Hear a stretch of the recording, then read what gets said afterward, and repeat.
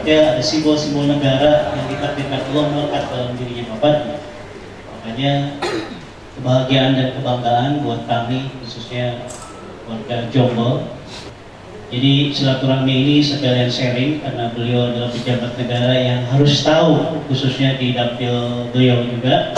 Ada aktivitas di komunitas Sauk Santri ini sudah hampir 8 tahun, Pak. Ada di sini, mereka tugasnya ingin belajar menghafal Quran. Jadi sekalian Pak Fadli sebagai orang yang sedang memegang amanah pejabat negara, mudah-mudahan kalau Allah ridho semua berjalan lancar harus hadir juga di acara resmiannya. Tapi saya pengen yang penting kitanya Pak Prabowo juga, Pak. Terima kasih, saya memang mendadak karena memang sudah lama ingin datang lagi ke sini silaturahim. Nah, ketika itu kira-kira setahun lebih yang lalu, dan alhamdulillah kesampaian. Paling penting bagi saya sebenarnya silaturahim dengan Kak Mulyadi dan kawan-kawan, termasuk juga saya kira apa yang bisa kita lakukan ke depan, karena saya sebenarnya sama Kak Mulyadi sama-sama berjuang di dapil yang sama pada pileg yang lalu, dan berharap sebenarnya ada 2 kursi, saya dengan Kak Mulyadi yang lolos. Tapi kita sama-sama tahu kita masih kurang suara, dan kurangnya nggak banyak pula. Jadi kita ini kelebihan lebih dari 100.000 suara, tapi kurang mungkin sekitar 5.000 atau 10.000 suara. Alhamdulillah saya juga mendapat satu amanah yang juga sekarang ini menjadi wakil ketua di bidang Polhukam.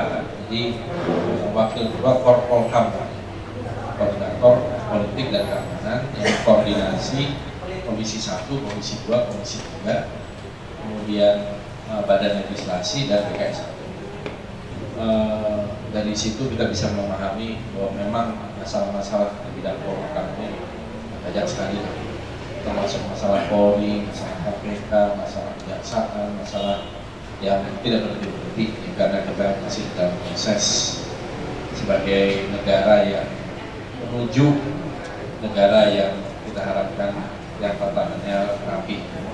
Ya, kita melihat pemerintahan yang ada sekarang ini mungkin ya, salah satunya tidak membentuk satu tim yang kuat, terutama di dalam formasi kabinet, bukan orang-orang yang terbaik di bidangnya.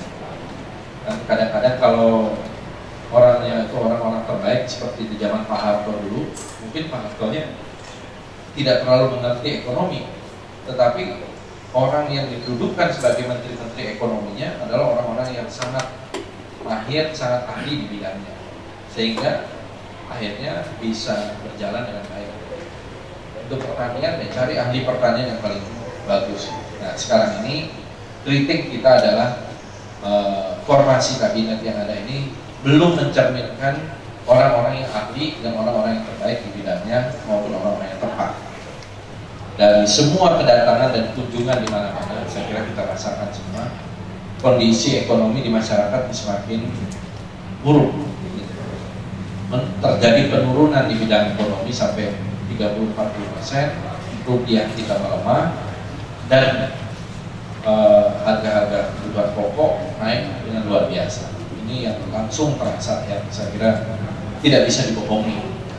Kita ingin pemerintah ini sukses, karena kalau pemerintah sukses, rakyat juga akan mendapat manfaat. Tapi kalau pemerintah ini gagal, yang rugi juga masyarakat. Ini saya kira di DPR khususnya kita memberikan peluang dan kesempatan kepada pemerintah untuk bekerja lebih leluasa. Kalau kita sekedar untuk menolak gampang banget sebetulnya. APBNP kita tolak, gitu. Nah, ini pemerintah udah kalah kabut. Karena memang sebenarnya kalau secara normal banyak sekali kekurangan pengajuan pemerintah di dalam APBNP.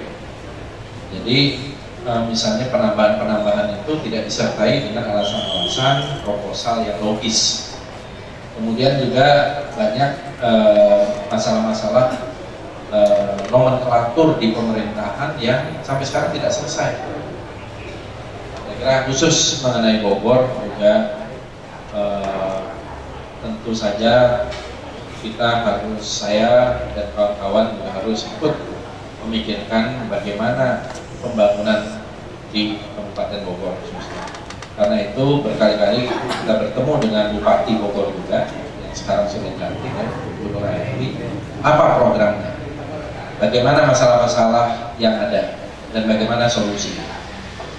Karena itu sudah ada program yang namanya Bogor Termaju, tetapi Bogor Termaju ini hanya jadi slogan kalau tidak ada implementasi.